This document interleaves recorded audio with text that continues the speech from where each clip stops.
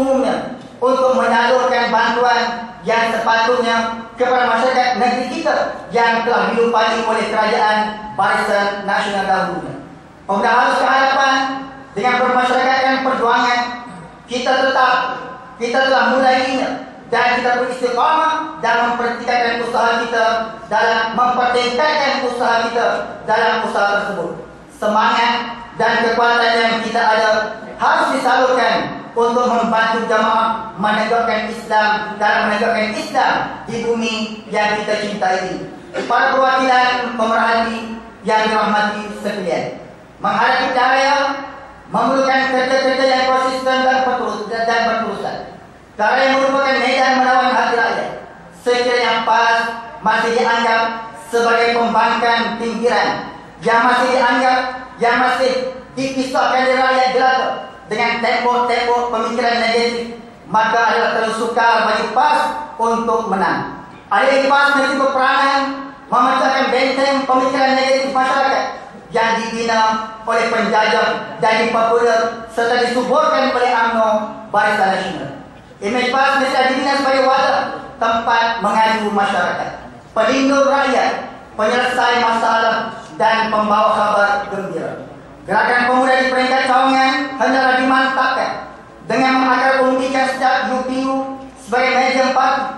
Setiap elemen pemuda di Cawangan mesti dikembalikan sepenuhnya bagi mencapai tingkat kemahiran dan pengalaman berhadapan dengan gerakan musuh yang semakin canggih. Bagi tahun-tahun yang mendatang, pemuda di Cawangan disaran mengadakan mesyuarat agung bagi membolehkan rancangan dan gerakan pemuda dibentang dan dibahaskan. Rakyat mahu pemimpin PAS, rakyat mahu kepimpinan PAS menjadi pimpinan rakyat yang sebati dengan kehidupan masyarakat.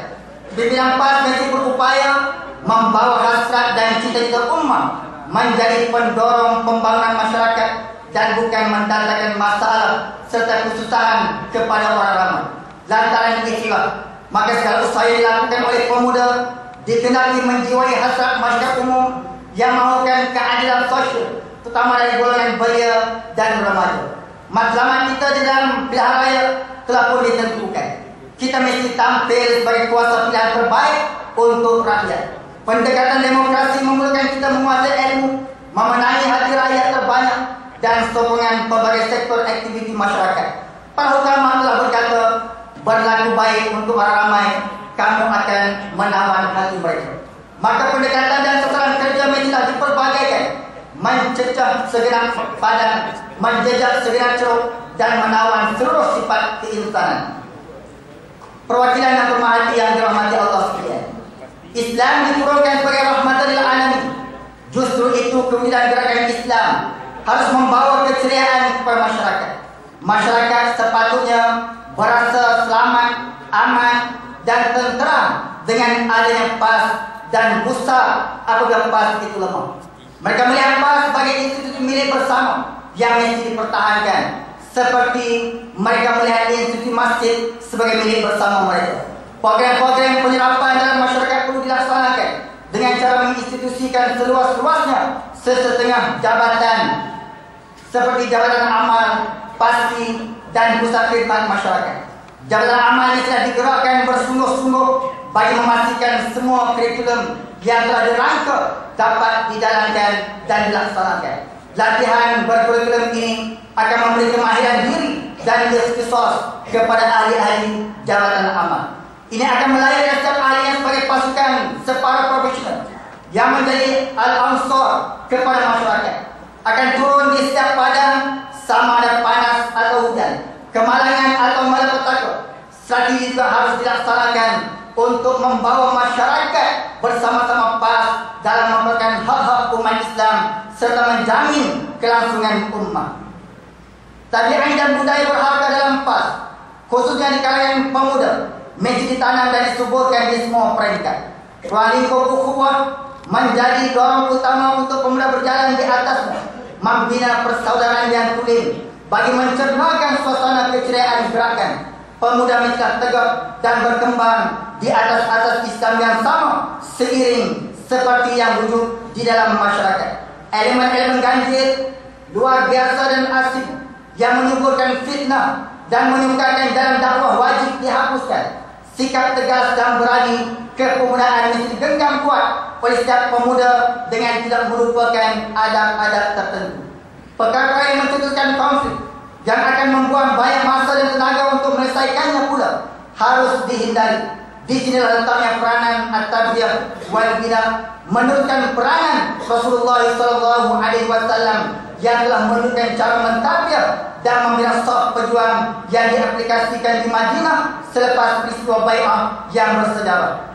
Pembinaan saf inilah yang akhirnya berjaya meleburkan keaguhan Imperium Rom dan Parsi di zaman kepimpinan Khalifah Sayyidina Umar bin Al-Khattab radhiyallahu anhu. Tarbiyah yang telah melahirkan manusia pejuang ulung, seumpama Anas bin Nadhr yang syahid di medan Uhud, Anas bin Malik radhiyallahu anhu, Mus'ab bin Umair dan sahabat-sahabat yang lain. Keceriaan juga merangkumi kebersihan dan keberkesanan pejabat-pejabat dan markas-markas tarbiyah PAS serta keterampilan petugas dan ahli-ahli PAS. Pengurusan parti mestilah membayangkan kemampuan untuk memerintah cekap dan pantas meskipun di dalam suasana tertekan dan serba kekurangan. Usaha menyebarluaskan pengurusan PAS mesti lebih fleksibel, bukan setakat di kawasan perumahan atau kampung, malah jika perlu cawangan PAS atau unit kerja PAS UKJ boleh dibuka di pejabat-pejabat dan di kilang-kilang. Keceriaan PAS yang ditampilkan di tempat kerja dengan tempoh interaksi dan komunikasi yang lebih panjang boleh memberi hasil yang lebih baik. Kerja-kerja jamaah memerlukan banyak pengorbanan masa, harta dan jiwa.